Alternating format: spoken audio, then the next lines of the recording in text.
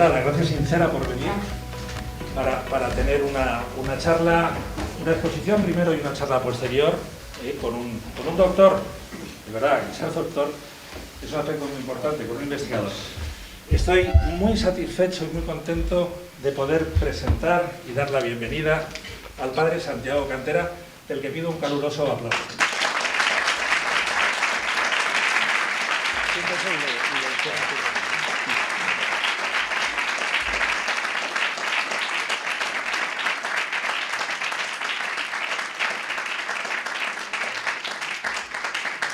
Doctor en historia, especialista en la época medievalista, que se dice, autor de más de 20 libros, que no es nada fácil, no sé si habéis escrito muchos libros, pero no es nada fácil. Se me oye mejor así, ¿verdad? Bueno, no es nada fácil escribir. Apologeta, que es una de las cosas que más me ha gustado de él, en la definición que se le hace en la Wikipedia incluso, perdonadme, porque no se tiene que usar nunca la Wikipedia, pero bueno, tiene la autoridad suficiente para poder hablar de la doctrina cristiana y defenderla, que es un poco lo que queremos en este ciclo de conferencias, en el que se habla de un tema tan importante por lo que nos afecta, como es la Agenda 2030. ¿Qué queremos un poco de él y por qué le damos las gracias? Primero por su tiempo, por dedicarlo, por su preparación para poder opinar con criterio sobre un tema tan complejo que requiere por parte nuestra pues una opinión fundamentada. Y sobre todo,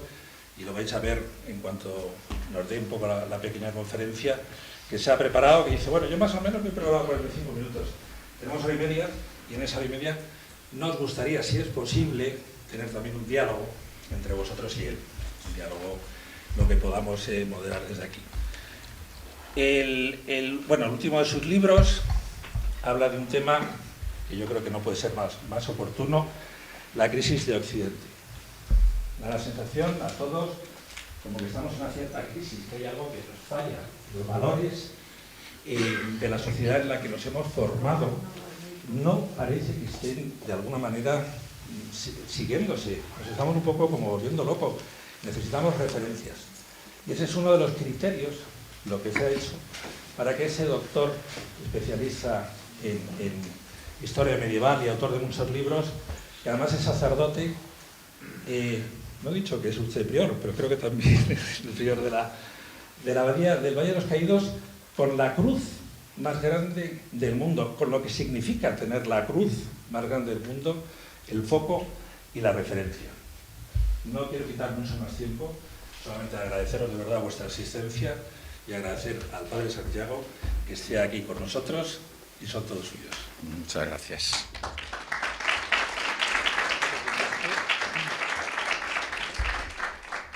¿Se escucha bien ahora mismo o no? Sí, si no me lo dicen, ¿eh? Sí, porque yo además, como soy monje, tiendo a hablar bajo. Los chicos de la escolanía a veces ha cambiado bastante el perfil, pero antes solíamos tener mucho, y seguimos, chicos pues de familias sencillas, del campo español, de diversas provincias, sobre todo de Castilla, la vieja Castilla-León, la nueva Castilla-La Mancha, y a veces hablaban con voz alta y tal, y les decía, no habléis alto, no gritéis tanto, y dicen, es que somos de pueblo. Bueno, pues nosotros los monjes, en cambio, aunque alguno también grita, pero tendemos a hablar un poco más bajo. Bueno, pues si no, me lo dicen, ¿no? Bueno, dar las gracias a la asociación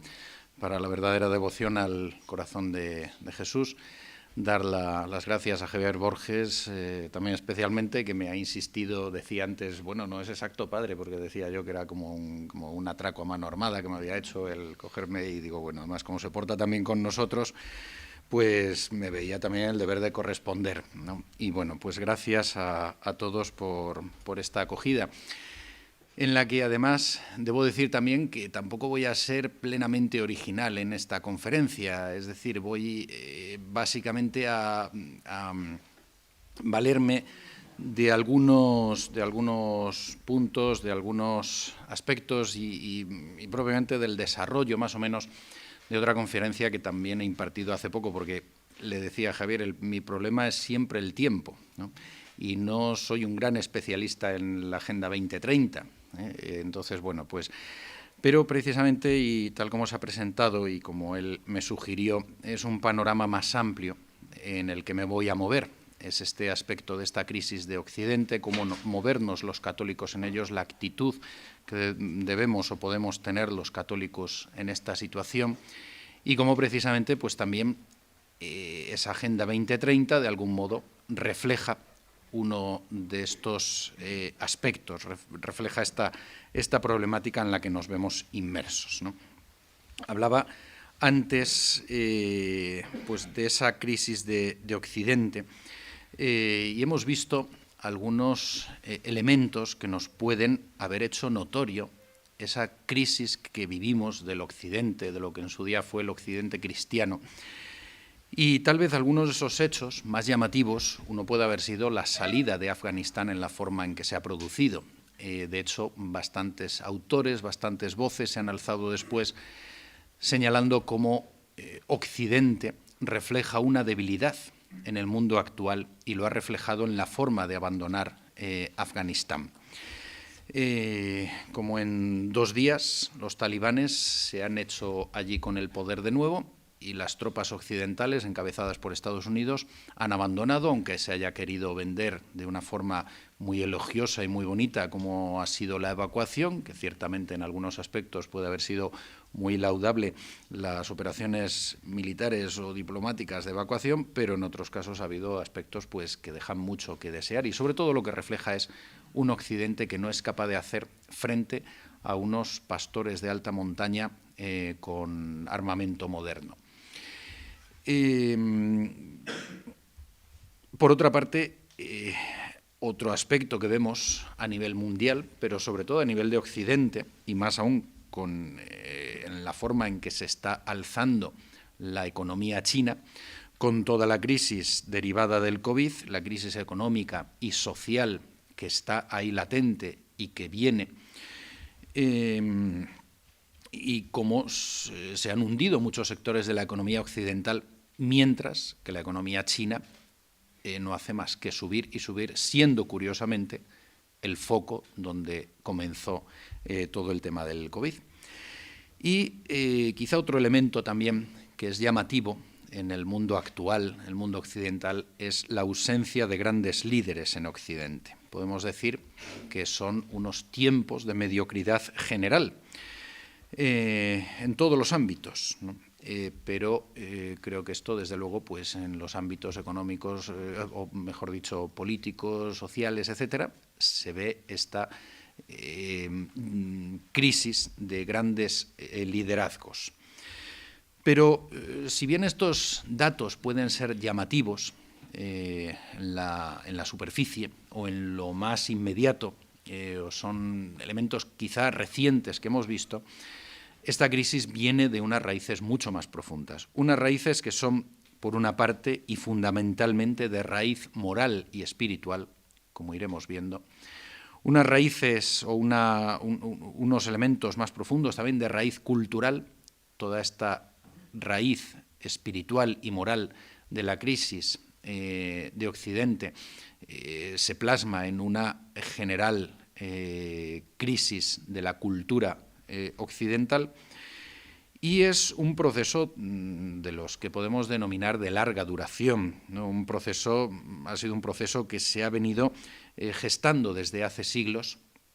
y en el cual nos encontramos de algún modo en un punto de llegada ante el cual cabe plantearse qué viene detrás, si la caída absoluta ya o qué viene detrás. Estamos en un punto de llegada álgido que se ha hecho evidente, y para comprenderlo creo que es necesario acercarse primero a lo que es el ser de nuestra civilización occidental, lo que podemos decir el ser de la cristiandad,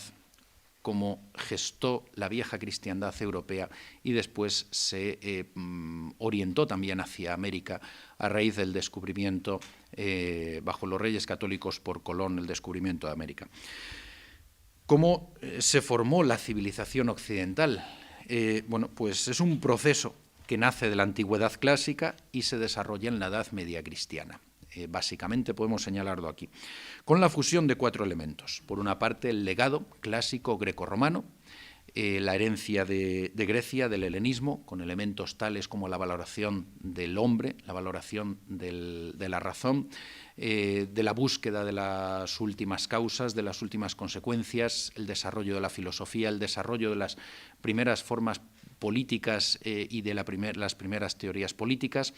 un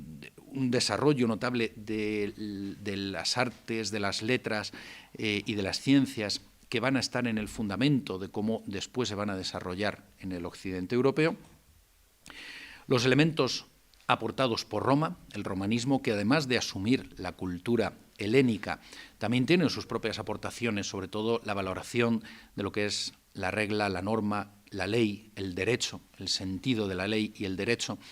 el sentido del orden, el sentido de la disciplina,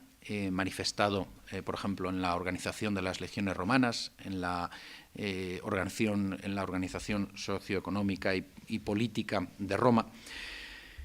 Un tercer elemento, que es el aporte de los pueblos bárbaros, de los pueblos germánicos y posteriormente en el este de Europa, los pueblos eslavos y de algunos otros pueblos,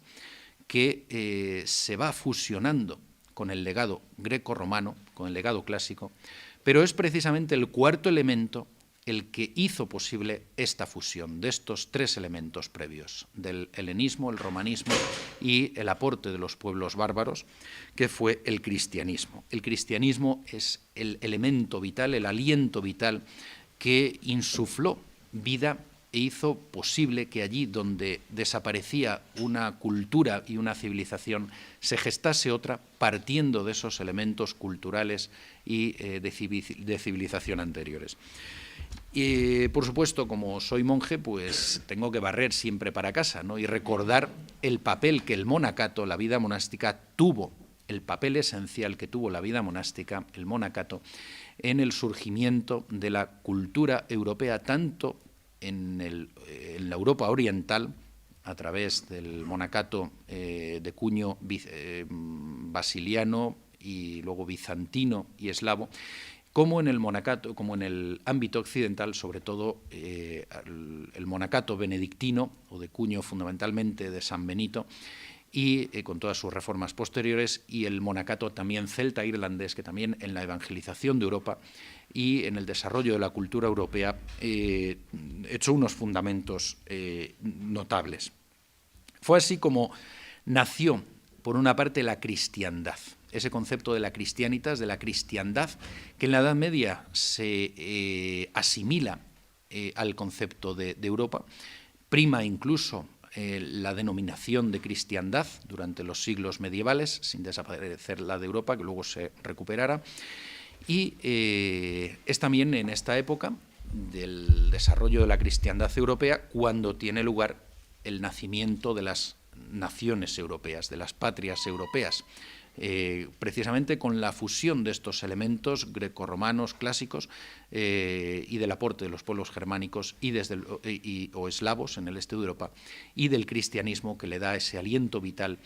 no solo al conjunto de la cristiandad, sino a la particularidad de cada uno de los pueblos y patrias de Europa. Esta cristiandad, precisamente cuando, como vamos a ver, entra en quiebra la vieja cristiandad europea, es extendida por España y Portugal al Nuevo Mundo, a lo que es el continente americano y a otras partes también de África, de Asia y de Oceanía. Recordemos Filipinas o Guam, entre otros lugares, ¿no?, que muchas veces se nos olvida. Bueno, pues nace eso que algunos autores, como Elías de Tejada o Miguel Ayuso, han denominado la Christianitas Minor, cuando precisamente esa Christianitas Mayor, esa vieja cristiandad europea, entra en quiebra por una serie de elementos y de fenómenos que traen su ruptura, como vamos a ver. ¿Y cuál podemos decir que es el mensaje de esa Europa cristiana, de esa cristiandad medieval y moderna? Yo lo resumiría en 4 puntos clave. El primero es la centralidad de Dios, es decir, la conciencia de que Dios es el creador de todas las cosas, es el creador del hombre, al que ha hecho a su imagen y semejanza. De ahí precisamente el mayor motivo para ensalzar la dignidad del hombre. Esa centralidad de Dios, creador, señor de todas las cosas, que es un Dios que no abandona a su creación, sino que es un Dios providente, que la cuida, que la ama, que dirige también los pasos de la historia del mundo, respetando al mismo tiempo el libre albedrío del hombre. El segundo elemento, bueno, y esta centralidad de Dios unido a un cristocentrismo, es decir, se entiende precisamente el misterio de Dios porque el misterio de Jesucristo, del Dios humanado, como decía Santa Teresa, del Verbo encarnado, nos permite conocer al mismo tiempo el misterio de Dios y el misterio del hombre. Y Jesucristo es el camino de vuelta del hombre hacia Dios después de los efectos del pecado original. Jesucristo es el modelo del hombre perfecto. Entonces, la centralidad de Dios y el cristocentrismo como primer fundamento, como primer elemento. El segundo elemento, en consecuencia con esto, es la visión trascendente de la vida, la visión trascendente del mundo, la visión trascendente de la historia. Nuestro caminar en este mundo, en esta vida, en la vida particular y en la vida común, tiene una meta que apunta hacia aquel que ha sido precisamente el origen del universo, aquel que no tiene origen y ha sido el origen de todas las cosas.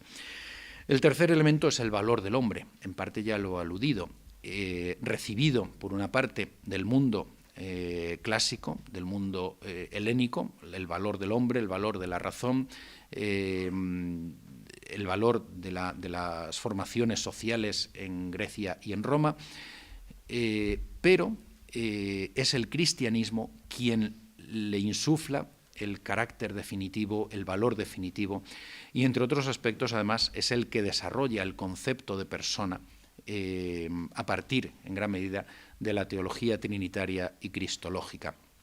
El valor del hombre, precisamente como imagen y semejanza de Dios, hecho a imagen y semejanza de Dios, que hay que restaurar por la vía de la gracia, devolverlo a aquel plan primigenio de Dios sobre él. Y el cuarto punto clave, este va a ser uno de los elementos también de derribo en los siglos de la modernidad tardía, es el origen y la composición natural de la sociedad. Es decir, la sociedad no es un simple agregado, un simple pacto de conveniencia, como afirmará Rousseau, de hombres individualistas, sino que el hombre es un zoon politikon, como decía Aristóteles, es un animal político, es un ser social, sociable por naturaleza, y la estructuración de la política y de la economía vendrán justamente de una organización social de las mismas, es decir, es la propia sociedad la que da vida a la vida colectiva, a través de eso que se llaman los cuerpos intermedios, como reconocerá la doctrina social de la Iglesia. Bueno, pues este es un punto que también en cualquier civilización y en cualquier cultura, y especialmente en civilizaciones con un pensamiento avanzado, desarrollado, como puede ser el confucianismo chino, tiene muy claro no solo este valor del hombre, no solo también incluso esa visión trascendente del cielo, etcétera, sino también este carácter de la sociabilidad natural del ser humano. Se produce en los siglos de la modernidad, a partir fundamentalmente del siglo XVI, aunque con algunos precedentes anteriores que pueden arraigarse ya incluso en Pedro Abelardo en la Edad Media, o en Guillermo de Ockham en el siglo XIV, en los siglos XIV-XV, o las herejías de Wycliffe y Hus, elementos que van a llevar a lo que a partir del siglo XVI va a ser esa quiebra de la cristiandad antigua, de la cristiandad medieval, de esa civilización occidental cristiana hasta entonces, y que llegan hasta nuestros días. Es un proceso de larga duración, una crisis, un proceso que se manifiesta en varias rupturas o varias quiebras, ¿no?, que podemos señalar. Podemos resumirlo quizá en en 5 bloques. Primero es la ruptura o la quiebra de la cristiandad europea a través de la Reforma protestante, que va a traer, además, a través de las guerras de religión y finalmente de la paz de Westfalia, va a traer la ruptura de la cristiandad clásica medieval. La ruptura también en el pensamiento filosófico, o sea, esta quiebra de la Reforma protestante en el siglo XVI va a ser la más llamativa, indudablemente, pero también pasa más desapercibido otras quiebras, otros procesos de ruptura que van a conducir también a una quiebra del conjunto. El segundo es una ruptura en el pensamiento filosófico y que básicamente podemos resumirla en el paso del realismo clásico y cristiano al subjetivismo, a las diversas formas de subjetivismo, de afirmar la verdad objetiva de las cosas, de afirmar la realidad objetiva de la verdad, a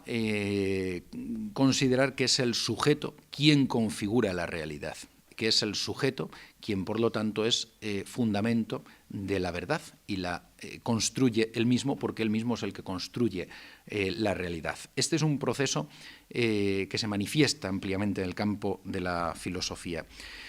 El tercer elemento podemos decir que es la ruptura en la visión del hombre, desde esa visión que decíamos de la trascendencia del hombre, la trascendencia de la vida, la trascendencia del mundo, la trascendencia de la historia, hacia un inmanentismo terreno o terrenalista o terrenal, de esa visión trascendente del ser humano a que todo se queda en este mundo, e incluso de ahí pues se desarrollarán también los utopismos, las utopías e incluso las distopías de los siglos últimos de la modernidad y hasta nuestros días. Y uno de los cuales, una de esas utopías o distopías, es la Agenda 2030, que es un inmanentismo terreno fruto de este proceso de ruptura que niega la trascendencia del hombre. Otro cuarto elemento es la ruptura en la moral, de esa moral objetiva, si se afirma la verdad objetiva, se pasa también de una moral objetiva y del reconocimiento de la ley natural como aquella ley que Dios ha inscrito en el corazón de los hombres desde la creación y que hace al ser humano, aun cuando no tenga la luz de la revelación, pero por la propia razón, poder descubrir unos elementos esenciales, fundamentales de la verdad, tender a la verdad,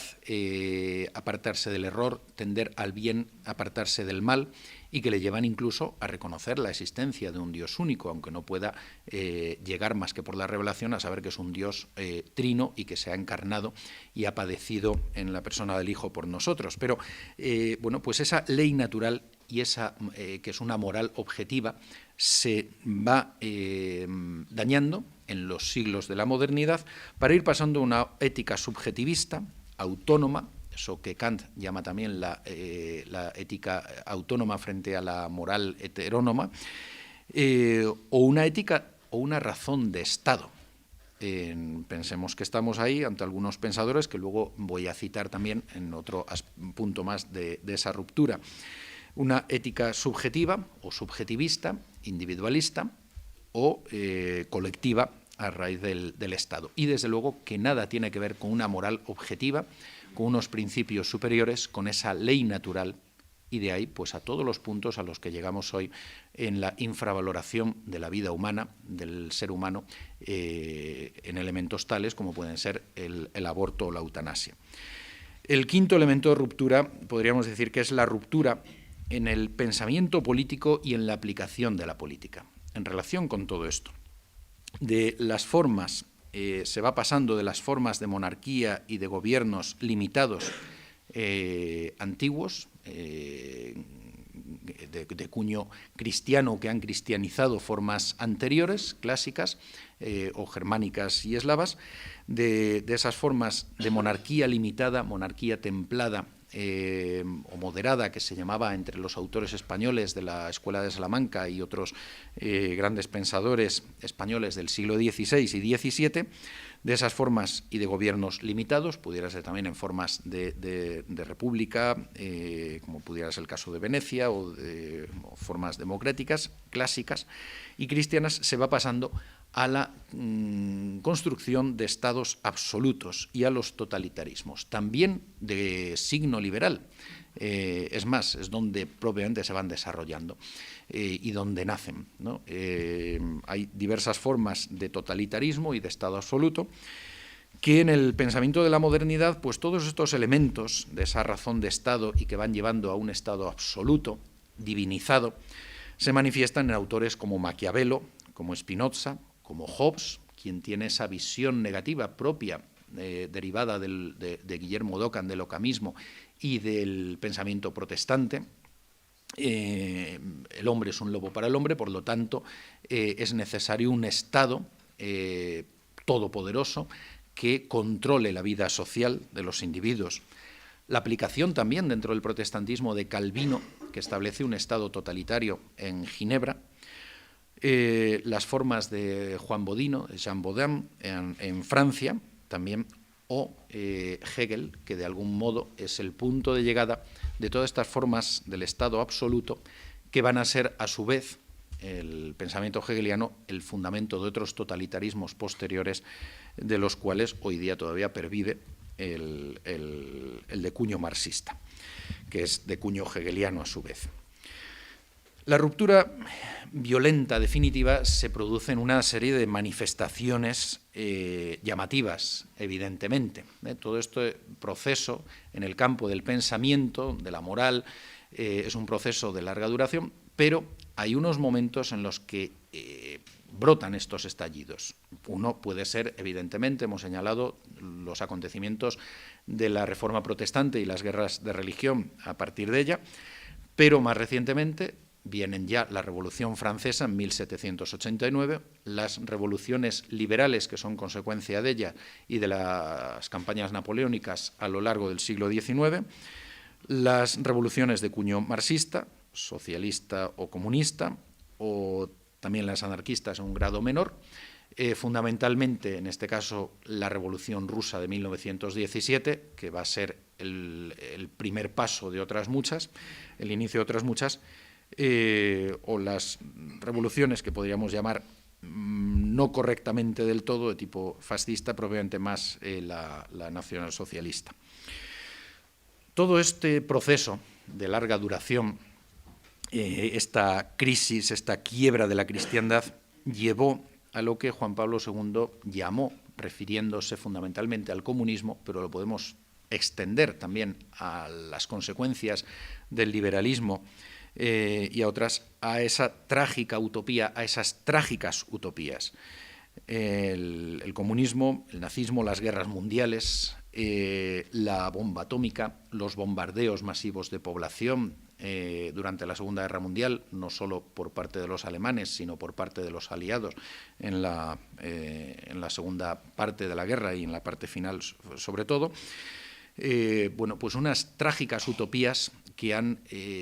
sido eso, utopías, un proyecto del hombre y para el hombre, un proyecto que ha querido construir el paraíso terrenal, un paraíso en la tierra sin Dios, dando la vuelta a Dios, con solo el hombre y para el hombre, el proyecto hombre, que decía un personaje de hace unos años, y que acaban en una tragedia precisamente porque se ha desarraigado al ser humano de aquel que le aportaba la luz, que era su creador y su redentor. Y esto ha llevado a lo que ya en lo que se suele denominar la posmodernidad, una pérdida de confianza en todo aquello en lo que precisamente se había tenido la confianza, esa confianza absoluta del progreso, aunque sigue existiendo, y la Agenda 2030 es un producto de la modernidad en este punto. Es decir, no está, en este aspecto, no está del todo, digamos, acabada la modernidad y entrada en una posmodernidad. Hay como elementos que se solapan. Pero ha llevado indudablemente, o llevó en ciertos momentos, sobre todo a partir del final de la Segunda Guerra Mundial, a una pérdida de la confianza en el hombre, en el progreso, incluso al sinsentido de la vida,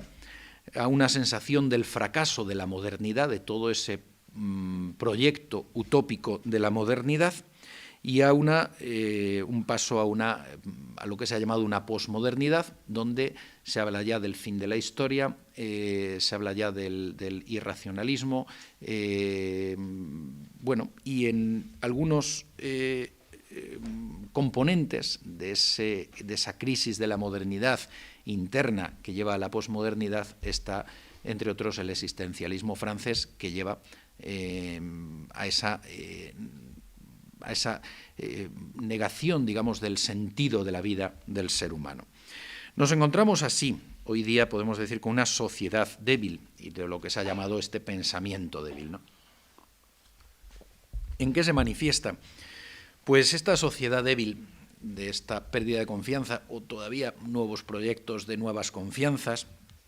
se manifiesta en elementos tales hoy día como la ruptura del equilibrio interior del hombre. La ruptura que en el fondo es consecuencia del pecado original. Ha traído una ruptura no solo del hombre con Dios, sino el pecado original trajo también la ruptura interna del hombre, de su equilibrio interior, de la armonía interior y también la ruptura de la armonía con la naturaleza, con el entorno. Esta ruptura del equilibrio interior del hombre pues, se manifiesta en esa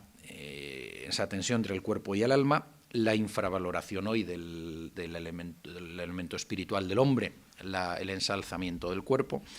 la relación también, la pérdida con la trascendencia. Se manifiesta esta sociedad débil también en un aspecto que es evidentísimo ya hoy en España, que hace a lo mejor 40 años o 50 nos podía parecer imposible, y en muchas de las sociedades occidentales, como la irlandesa, que también ha tenido un proceso de cambio brutal, como la española, en muy poco tiempo, incluso en menos tiempo, la ruptura del núcleo vital y social que supone el matrimonio y la familia,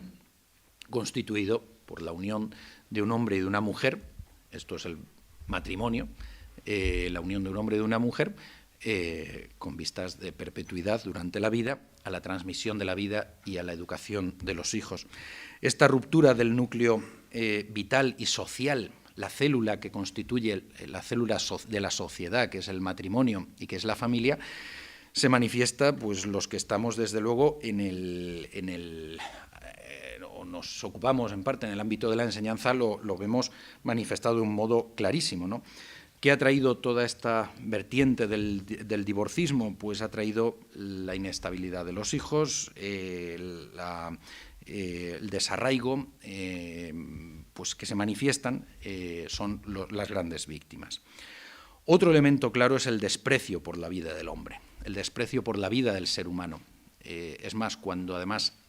como muy bien han dicho, decía un chico y un padre de nuestra escolanía hace años, y bueno, lo he escuchado en algunas personas más, cuando a los animales se les trata como se les quiere tratar, como hombres, a los hombres se les acaba tratando como animales. Bueno, pues cuando se quiere asimilar los derechos del gran simio, el bienestar animal, todas estas cosas, al final a lo que lleva es a una infravaloración del hombre y de la vida del hombre. Y en nuestra sociedad lo tenemos manifiesto con atentados contra la vida humana como el aborto, como la manipulación genética, la eutanasia, etcétera. Otro elemento más es la negación de la naturaleza social del hombre. Antes lo decíamos, y es un producto de las filosofías, de algunas filosofías, corrientes filosóficas de la modernidad. Esta negación de la sociabilidad natural del hombre, de la naturaleza social del hombre,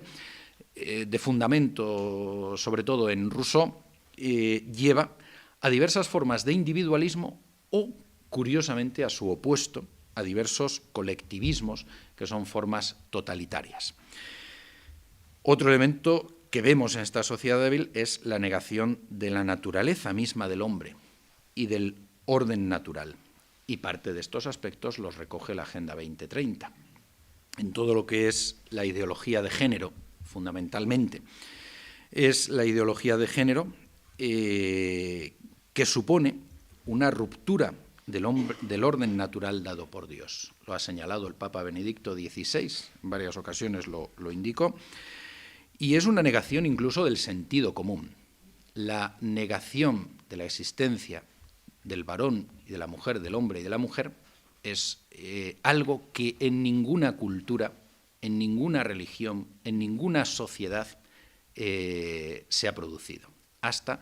los tiempos recientes. Es un producto, la negación de la existencia del hombre y de la mujer como dos sexos diferenciados y complementarios entre sí, es un producto de laboratorio de ciertas corrientes filosóficas o pseudofilosóficas de los últimos tiempos de la modernidad y posmodernidad. Otro elemento que cabe destacar es la desilusión ante la vida. He hecho referencia antes al existencialismo francés de Sartre y Camus, fundamentalmente. Lleva muchas veces a ese sentimiento de soledad del ser humano, de desarraigo, del sinsentido de la vida, de haber perdido toda ilusión, todo proyecto, y que puede llevar incluso, y lleva también a la manifestación extrema y tremenda del suicidio, aparte de cuando se pueden producir otra serie de elementos de orden psíquico en las personas que se suicidan, pero hoy sabemos que hay un aumento de los suicidios que normalmente, y además incluso ha sido reconocido recientemente hasta en la prensa española, que han aumentado los suicidios en España y entre diversas edades, no solo en algunos sectores. Normalmente, como saben, hay un pacto de silencio en torno a este tema en la prensa, y tiene su lógica, porque tiene un efecto dominó en personas que se lo están planteando el suicidarse, entonces normalmente se evita. Pero es una realidad que era de las sociedades consideradas como más avanzadas, las sociedades nórdicas, las sociedades con más bienestar, y hoy día también lo es. Es una de las causas principales de muerte en España. Otro aspecto de la sociedad débil y el pensamiento débil es la generación de nuevas utopías, o que muchas veces acaban siendo distopías, ¿no? Es decir, la utopía es un lugar que no existe, pero un lugar idealizado al que se quiere, el término lo acuñó Santo Tomás Moro, para esa isla en la que plantea unos aspectos ideales basados a veces en el pensamiento de Platón, de pensamiento utópico de Platón, de la sociedad ideal, aunque también critica algunos aspectos, hace una crítica de otros aspectos de la sociedad inglesa de su tiempo. Bueno, pero las utopías normalmente se han entendido como ese proyecto de llegar a una sociedad ideal, a un mundo ideal. Es algo muy clásico de toda la modernidad. Y el liberalismo, el marxismo y otras formas del pensamiento contemporáneo apuntan hacia esta utopía, que muchas veces se acaban convirtiendo en distopías. Una distopía es algo tremendo, algo terrorífico, y hay autores que lo han reflejado, como George Orwell o Aldous Huxley. Bueno, pues esto es algo que se manifiesta, y podemos ver una nueva utopía, que en el fondo es una distopía, en la ideología de género y otra en otro proyecto también, que es el transhumanismo. El transhumanismo, que lleva pues a ese ciberhombre, a ese hombre cibernético, a esa creación de una especie de hombre-máquina, que aspira a la inmortalidad también del cuerpo. Bueno, es una negación, una vez más, de la naturaleza propia del hombre y del orden natural, y es una negación, por lo tanto, del orden establecido por Dios. Y el globalismo en el cual se enmarca de lleno esa Agenda 2030, un globalismo como forma de negación de las identidades patrias, que lleva al desarraigo del hombre respecto de su tierra, de su tradición, de su historia, de su vida natural. Esto es parte, también consecuencia incluso del propio desarrollo económico-social de nuestras sociedades occidentales. El megaurbanismo, que pudiéramos decir, produce un desarraigo del hombre, en gran medida. El hombre que se desvincula del campo, que se desvincula del agro, que se desvincula de todo lo que han sido sus raíces familiares, muchas veces lo rural produce un arraigo. Bueno, pues este megaurbanismo de hoy produce este desarraigo. Pero el desarraigo también viene buscado además por estas formas filosófico-políticas, sociales, de carácter globalista, en el cual, como decimos, se enmarca esa Agenda 2030, a la cual pues alguno ha querido añadir incluso una Agenda 2050, con una idea de perpetuarse en el poder, pues como el comunismo, el Tercer Reich duraría 1000 años y el comunismo llegaría hasta el final. Bueno, y de momento sigue perviviendo en algunos sitios algunas mezclas de capitalismo como es en China, dado que el comunismo como forma económica se ha demostrado ser un fracaso, y desde luego también lo que comprobamos en los que conocemos quizá más de cerca es que a los comunistas enseguida les gusta la vida capitalista, ¿no? Incluso en el uso de la moda, de la vestimenta, de los chalés, las casas, los coches, etcétera, ¿no? Bueno, pues este tipo de desarraigo, esta negación del hombre, como decíamos, también va unido de ese animalismo, de ese bienestar animal que desconoce por completo de verdad a los animales y desconoce lo que es la realidad de quienes trabajan con ellos, la realidad de los ganaderos, la realidad de los cazadores. Normalmente quienes dictan leyes de tipo animalista desconocen, por una parte, que los primeros que legislaron en línea animalista fueron los nazis en el Tercer Reich, el nacionalsocialismo, y por otra parte se puede decir también que desconocen, y además lo dicen los ganaderos y los cazadores y todos los sectores que viven del agro, que desconocen esa realidad de quienes trabajan con el campo y con el ganado, ¿no? El veganismo, bueno, pues es un desconocimiento de la naturaleza, ¿no? Al final, bueno, pues también, sin duda, toda esta situación puede ir llevando y posiblemente llevará a una serie de estallidos también de tipo social. Pensemos que la crisis económico-social derivada sobre todo de cómo se ha gestionado todo el asunto del COVID para el mundo económico-social está creando nuevas pobrezas, nuevas miserias, y puede ser el germen de nuevos estallidos sociales que de algún modo se van aminorando, como todos sabemos, se van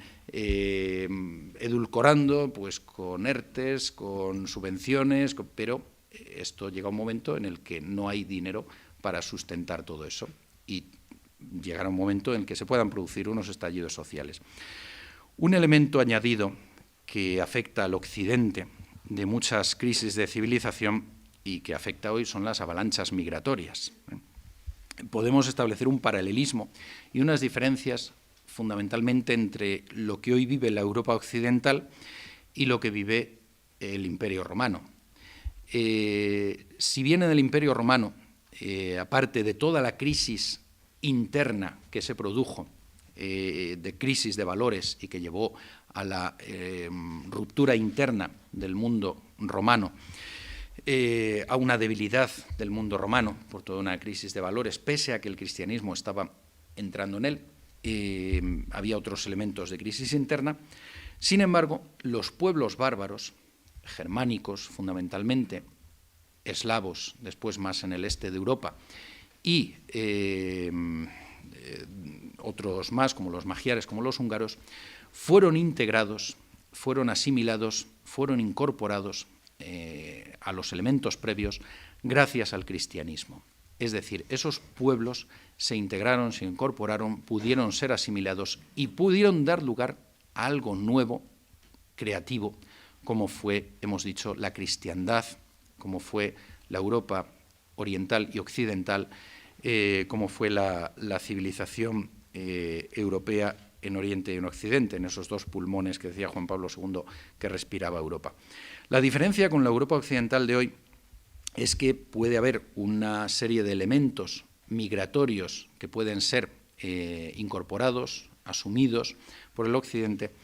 pero hay un elemento que es evidente y es un hecho histórico que es así, que no se integra, que es, salvo excepciones a nivel personal, que es el Islam. Es decir, hoy nosotros, Europa, vive una avalancha migratoria que, sobre todo en aquella que es de signo islámico, de signo musulmán, no tiene un proceso de asimilación, porque precisamente lo que nos encontramos es algo que señalaba un filósofo de la cultura británico, anglicano convertido al catolicismo, que es Christopher Dawson, que es que la fuerza de una sociedad y de una civilización está en su religión. Entonces, si la civilización occidental de cuño cristiano se ve debilitada precisamente, justamente en sus raíces cristianas y en su esencia cristiana,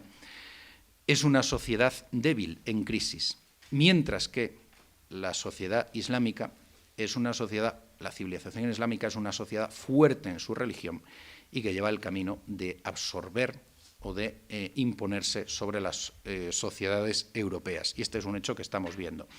Es cierto que nos facilita también algo que muchas veces no nos damos cuenta, ¿no? Pensamos el Islam como todo un bloque, y algo que Ángel Ganivet, pensador español del siglo XIX,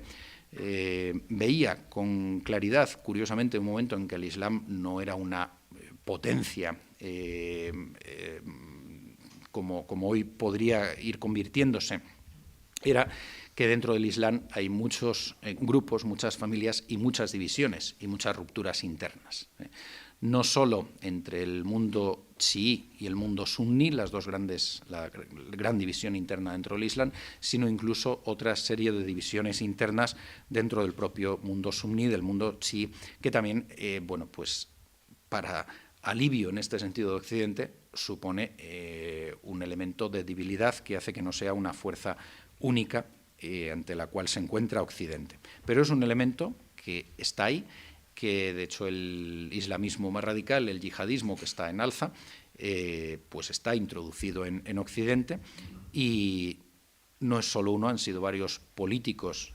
musulmanes desde hace ya decenios los que han dicho que a Europa la conquistarán no tanto las armas como los vientres de las musulmanas. Es decir, hay más bien una proyección de tipo étnico, ¿no?, y demográfico. Todo esto, como decimos, se suma a un proceso de crisis interna. Dentro de la propia Iglesia Católica, y como en general en la sociedad, también hay unos elementos de crisis clara y evidente. Lo único es que el Espíritu Santo vela siempre sobre la Iglesia, y esta confianza y esta esperanza tenemos que tener, como también vela sobre el mundo. Se ha ido produciendo una pérdida del sentido de lo sagrado en la liturgia, es decir, la secularización propia de la sociedad secular, de la sociedad exterior, digamos, y de todos esos procesos filosóficos, ha entrado también dentro del mundo de muchos católicos, del pensamiento de muchos católicos fieles y pastores. Y la liturgia ha ido desacralizándose en muchos aspectos, o se tiende muchas veces, como decía Benedicto XVI, a que la misa sea la celebración de una asamblea que se celebra a sí misma y no la celebración de un misterio que es, como dicen los cristianos orientales, el cielo en la tierra, que es el sacrificio de Cristo que se renueva en el altar, que se inmola por nosotros de nuevo y se hace realidad allí mismo, una vez más se hace presente. Se pierde ese sentido de trascendencia para quedarnos en un inmanentismo terreno que lleva pues a una reunión de amiguetes en un banquete, ¿no? Esto fundamentalmente en torno a la misa, pero en otros muchos aspectos de la liturgia también sucede la pérdida del sentido de lo sagrado. Otro es la pérdida de la conciencia de pecado. La conciencia de pecado, algo que los papas del siglo XX han ido remarcando, y del XXI remarcando constantemente. Algo que Pío XII, por ejemplo, decía, se está perdiendo la conciencia de pecado. Juan Pablo II ya decía, se ha perdido la conciencia de pecado. Hay como un neognosticismo y un neopelagianismo en el mundo de hoy, donde el hombre no se ve pecador y no se ve necesitado de la gracia. Por lo tanto, el hecho de que muchas veces hay muchas comuniones y muy pocas confesiones. La secularización del mensaje salvador de Jesucristo nuestro Señor, para ofrecer en cambio un mensaje adaptado al lenguaje del mundo, el globalismo, la ecosostenibilidad, el pacifismo, un sincretismo religioso de signo neonóstico, la idea del relativismo que se nos introduce sin darnos cuenta. Parece que todas las religiones son iguales, todos son caminos de salvación. Olvidamos que Jesucristo no es un simple modelo moral, sino que es el Salvador y Redentor verdadero del ser humano y del mundo, y que solo Él salva. Bueno, pues esto se ha ido introduciendo, incluso, pues no voy a citar ninguno, pero ha habido grupos, organizaciones dentro de la Iglesia Católica que asumen la Agenda 2030 como un gran proyecto al que nos podemos sumar. Y es verdad que esa Agenda 2030 pues tiene muchos elementos que evidentemente pueden ser asumidos por la doctrina social de la Iglesia, porque no es que sean asumidos, es que coinciden con aspectos de la doctrina social de la Iglesia, evidentemente, y con la moral católica, pero hay otra serie de elementos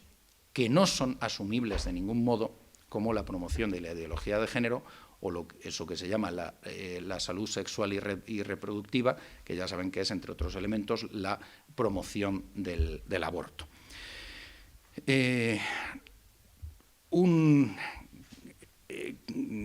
Algo reciente,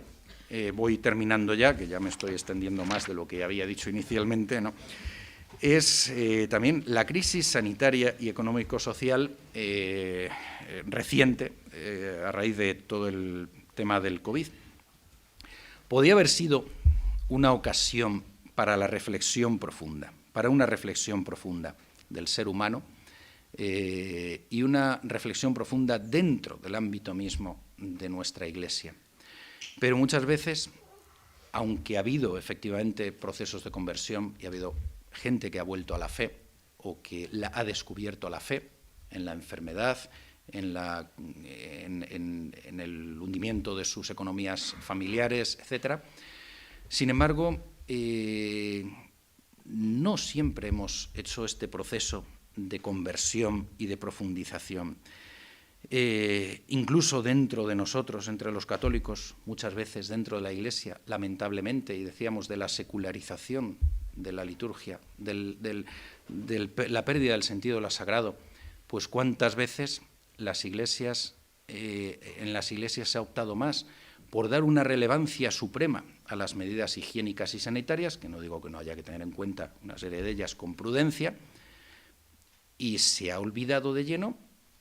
lo que es lo fundamental, lo que es lo espiritual, lo sacramental, y hasta la presencia real de nuestro Señor Jesucristo en el Santísimo Sacramento de la Eucaristía. Y las iglesias a veces se han convertido en autopistas con líneas por donde uno tiene que ir, otro tiene que volver. Todos son medidas higiénico-sanitarias de cómo hay que comulgar o no comulgar, pero se olvida predicar a los fieles quién está en la Eucaristía y cuáles son las condiciones espirituales para comulgar, entre otras, la necesidad de estar en estado de gracia, que se nos ha enseñado de siempre y en el catecismo. Bueno, pues esta es la realidad. Cabría la desesperanza, cabría la desesperanza y la desesperación, como la del existencialismo francés, como la de muchos otros de la posmodernidad, o como a la que llegan tantas personas y a las que muchas veces llegamos nosotros cuando nos metemos en solo criticar y nos podemos, una cosa es desahogarnos y otra es dañarnos unos a otros viendo todo negativo. Pero el cristiano debe ser un hombre de esperanza, el cristianismo es una religión de esperanza. La esperanza es una de las 3 virtudes teologales, de aquellas que son infundidas por Dios en el alma, de aquellas que tienen a Dios por origen y a Él tienden, una de las 3 virtudes teologales, fe, esperanza y caridad. ¿Cuáles pueden ser nuestras esperanzas? Bueno, pues ante todo eso, el cristianismo es una religión de esperanza, es una de las 3 virtudes teologales, es una esperanza sobrenatural. Nuestra esperanza no está puesta meramente aquí en este mundo, sino pues nos podríamos hundir con él, sino que es una esperanza para la vida eterna, para el más allá, para después de la muerte, para lo que llamamos la vida verdadera y la patria definitiva. pero a su vez esa esperanza en la eternidad nos infunde también esperanza para la realidad presente, para vivir el momento presente, para vivir la enfermedad, para vivir el sufrimiento, para vivir la adversidad, para vivir la persecución. Y por eso nos llama la atención siempre el cómo hay ejemplos de tantos santos que se han santificado a través de la alegría en medio del sufrimiento de la enfermedad o en la persecución y el martirio. Es decir, nos da esperanza para la vida presente y para que nosotros mismos podamos trabajar también, efectivamente, por una sociedad mejor, como aspira, se supone, la Agenda 2030, pero desde una clave cristiana y de la doctrina social de la Iglesia. En la visión cristiana de la historia, expuesta por San Agustín y por otros padres de la Iglesia y por muchos autores posteriores,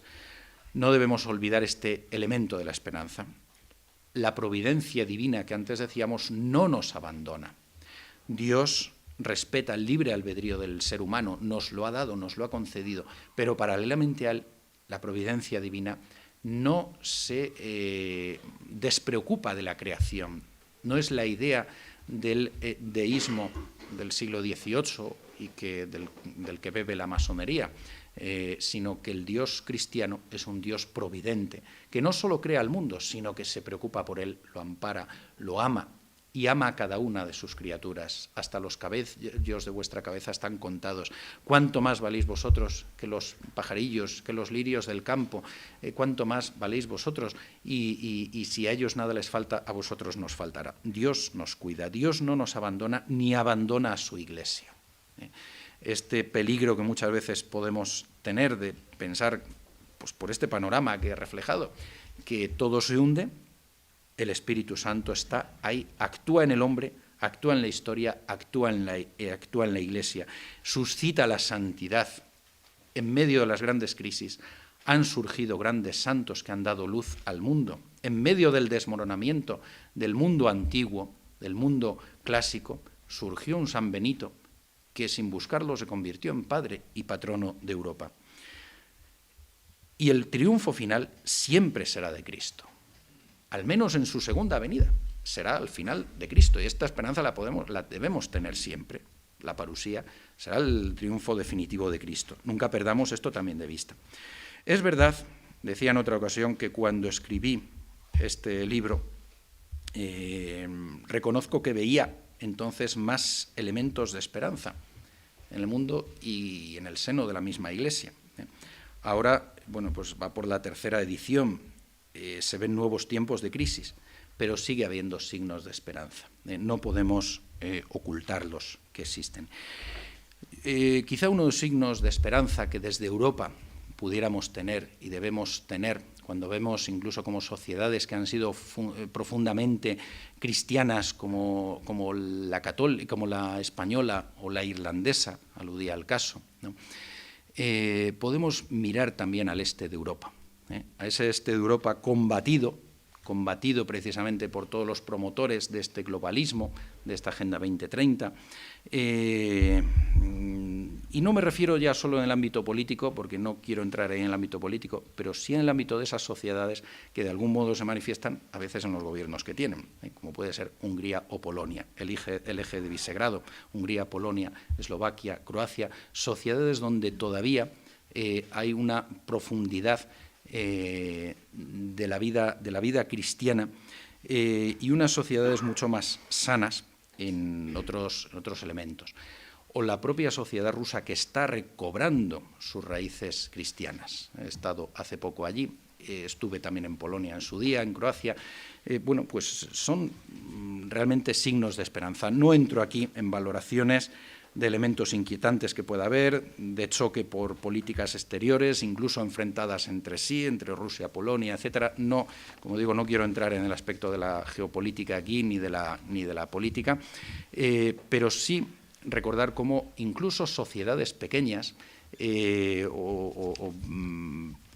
patrias pequeñas, aparentemente poco fuertes, como la polaca, fueron capaces de tumbar el comunismo con un Juan Pablo II, con un padre Popieluszko, cómo de allí saltó esa chispa de Polonia que había profetizado Santa Faustina y fue a Santa Faustina a la que la misericordia divina le llevó uno de los mensajes más esperanzadores, más bellos y más hermosos que Dios ha enviado al mundo en tiempos recientes. Por ir terminando, bueno, pues ex oriente lux, ¿no? Son sociedades muchas veces que han padecido toda la persecución comunista y que están recuperando la esencia cristiana de sus naciones. A pesar de los ataques frontales que se hacen desde Occidente y desde políticas globalistas, y a pesar también de la entrada de un desarrollo económico-social que podría parecer contrario a que el hombre busque más lo interior, bueno, pues muchas de estas naciones están consiguiendo integrar ambos elementos, con defectos, por supuesto. Y otro elemento de esperanza son las resistencias que en Hispanoamérica sigue existiendo ante la acometida de la agenda globalista. La fuerte resistencia que muchas sociedades hispanoamericanas, pese a la presión política desde algunos gobiernos de estos países y desde entidades internacionales, desde lobbies internacionales de poder, se impone, hay resistencias muy fuertes y muy amplias socialmente al aborto y a la ideología de género. Bueno, pues finalmente yo quisiera recordar que pongamos nuestra esperanza en María Santísima, poner nuestra esperanza en María Santísima, en la Santísima Virgen. Hoy se celebra la Virgen de Loreto, patrona de la aviación española. La Virgen María no abandona jamás a sus hijos. Celebramos hoy también a una santa niña, como es Santa Eulalia de Mérida. Bueno, pues tenemos hasta nuestros días, y aquí muy cerquita, ejemplos de niñas y niños que nos están dando ejemplo de qué es lo fundamental en la vida del hombre, como Teresita. Son elementos de esperanza. Miremos hacia el cielo, miremos de un modo especial a la Santísima Virgen, y hoy invocándola como Nuestra Señora de Loreto, a la Inmaculada Concepción que acabamos de celebrar, confiemos en que ella nos dé la fuerza y la esperanza para seguir adelante en nuestro día a día. Perdón, porque me he extendido más de lo que quería. Padre, mire, yo creo, si quieres